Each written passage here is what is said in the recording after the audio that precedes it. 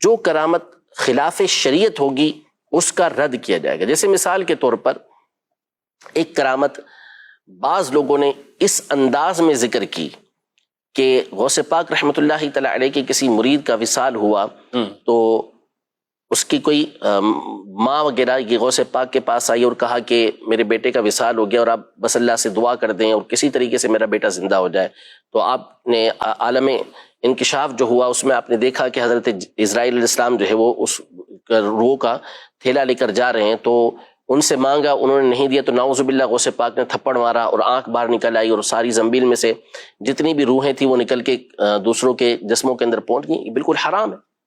ایسا بیان کرنا، اس انداز میں بیان کرنا بالکل ناجائز و حرام ہے، اس لیے کہ یہ خلاف شریعت ہے اور فرشتے کی توہین ہے۔ تو اعلیٰ حضرت نے اس کو فرمایا کہ اس کا سننا پڑھنا سب حرام ہے، کہ یہ حضرت سیدنا اسرائیل علیہ السلام بالاتفاق غوث پاک رحمۃ اللہ تعالی سے افضل ہے۔ ایسی بات ان کے لیے کیسے بیان کی جا سکتی ہے؟ جائز ہی نہیں اس طرح کی ایسی کرامات جو خلاف شرع ہوں اس کو واقعی رد کیا جائے گا۔ باقی اس کے علاوہ جو کرامات ہیں اس کو بالکل بیان کر سکتے ہیں، البتہ یہاں پر جو ہمارے بعض خطبہ حضرات ہیں وہ ایسی کرامات بھی بعض اوقات بیان کرتے ہیں کہ اگرچہ کہ وہ کتابوں کے اندر مل جائے، لیکن دیکھیں دور ایسا ہے کہ اس دور کے اندر کرامات بالکل کھل کے بیان کریں، آپ ڈرنے کی کسی سے کوئی ضرورت نہیں ہے، یعنی فلاں اعتراض کرے گا تو فلاں اعتراض کرے گا تو کرتا رہے، جواب دینے کے لیے الحمدللہ علماء موجود ہیں،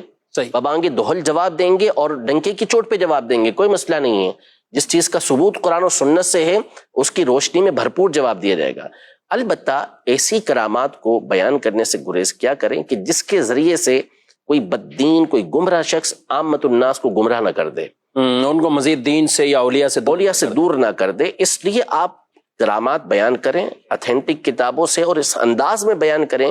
کہ اس کے ساتھ ساتھ اب قرآن و سنت کے دلائل دیتے رہیں، تاکہ کوئی جو بدخواہ ہے اور جس کی سرشت کے اندر ہے فتنہ پروری، وہ اس طرح کا فتنہ برپا نہ کر سکے اور لوگوں کو راہ حق سے دور نہ کر سکے۔